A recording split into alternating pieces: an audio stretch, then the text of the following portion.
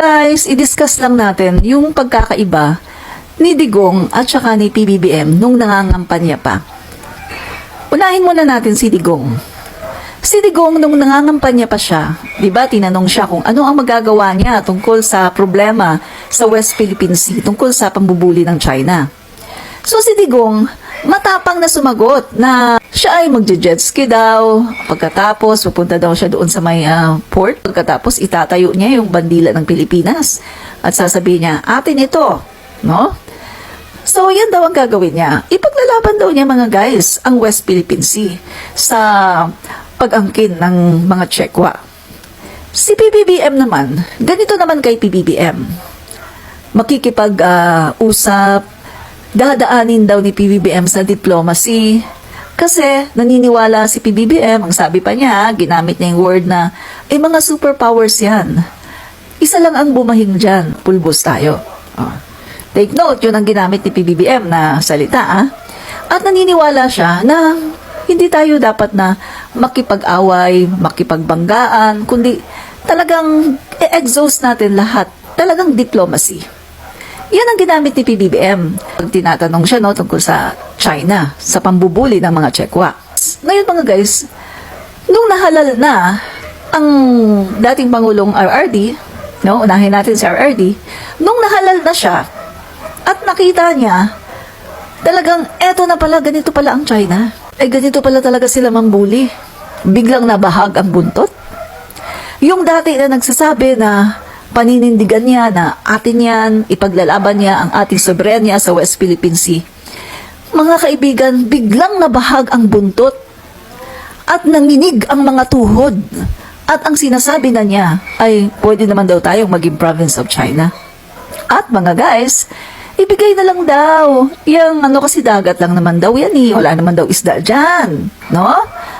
Pero alam naman natin, sa mga pag-aaral, mali ang sinasabi niya. Pero dahil nga sa kanyang kaduwagan, mas mamatamisin pa niyang ibigay na lang yung ating mga soberanya sa West Philippine Sea kaysa ipaglaban. No? So, naduwag siya in short mga kaibigan.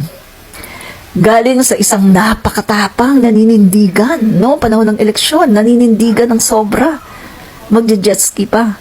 Pero nung siya na ang nakaupo, naging sunod-sunuran at naging tuta ng mga Chekwa. Ngayon kay PBBM naman, nung si PBBM naman ang naupo sa katungkulan bilang Pangulo, makita nyo, January mga kaibigan, January 2023, inuna ni PBBM ang pagpunta sa China para makipag-usap, talagang diplomatic talaga mga kaibigan, na pag-usapan yung tungkol sa issue ng West Philippine Sea. At alam naman natin, during that trip, in-insist ni PBBM ang ating karapatan dyan sa West Philippine Sea. Kaya napansin nyo mga kaibigan, pagbalik ni PBBM, ibang PBBM na ang nakita natin. Biglang nakipag-alay na siya bumalik siya sa ating dating alay na Amerika, biglang pumayag siya na magkaroon ng mga EDCA sites, biglang nakipag-alay siya sa mga bansa na dati ay hindi naman natin kinakausap, na dati ay hindi naman natin kaalyado. In short, mga kaibigan, umabot sa 21 countries ang talagang nagbigay ng suporta sa atin. Bigla natin nakita ang isang bagong PBBM na kung noong panahon ng kampanya sinasabi niya, hindi tayo pwedeng sa China. Ay kailangan lang tayo, diplomacy. Kasi ganito, ganyan, malaking bansa, superpower, ganyan-ganyan. Pero, nung naging Pangulo, biglang tumapang. Kasi nakita niya, useless. Useless Useless mga kaibigan na tayo ay ganito tayo kabait sa kanila, ganito tayo kabuti sa kanila, pero hindi nila sinusunod yung UNCLOS, yung United Nations Convention on the Law of the Sea. At nakita ni PBBM, hindi pa pwede to. Tayo ang may karapatan sa West Philippine Sea, kaya tayo ang dapat na mag-explore niyan. Tayo ang dapat na gumamit niyan kung whatever resources na makuha dyan, tayo ang may karapatan. At iniisip din ni PBBM ang freedom of navigation na alam naman natin kapag kinubkob na yan ng mga Chekwa, babakuran nila yan at talagang mawawala na ang freedom of navigation dahil ihaharas nila ang mga bansa na dadaan dyan. Which is, makakaapekto yan sa kalakalan ng buong mundo. Kaya nagbago si PBBM, biglang tumapang, biglang umangas. At ayun, talagang nag-collect siya ng mga suporta sa iba-ibang mga bansa, mga superpowers. Yan ang pagkakaiba nila.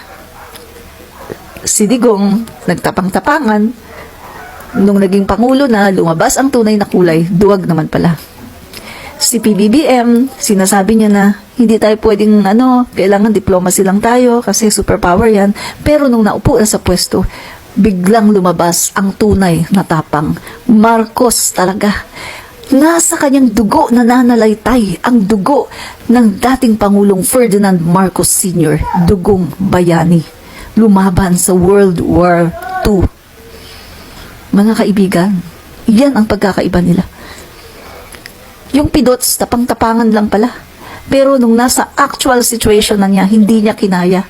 Kaya nagpakatuta na lang siya, baw na lang siya ng baw sa mga Chekwa to the point na ino-offer niya kahit maging province of China tayo. Samantalang ang PBBM na nagsasabi nung panahon ng kampanyahan na hindi tayo pwedeng makipag-ano dyan kasi superpower yan.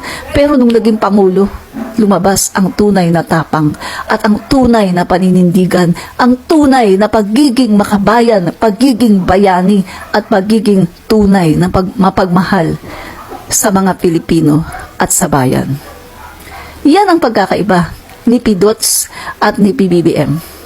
Sa panahon ng kampanyahan hanggang sa sila ay nailuklok sa Malacanang. Real talk lang po.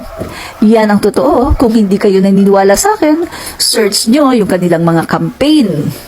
Kung paano sila nangampanya at kung ano yung mga sagot nila tungkol sa mga tanong sa kanila tungkol sa problema sa West Philippine Sea. Real talk. Wala po ditong plastikan, wala po ditong cover-up, wala po ditong kasinungalingan. Fight disinformation, fight fake news, expose the truth. Palagi ko ngang sinasabi, in order for you to fight fake news or disinformation, you have to expose the truth. Bye!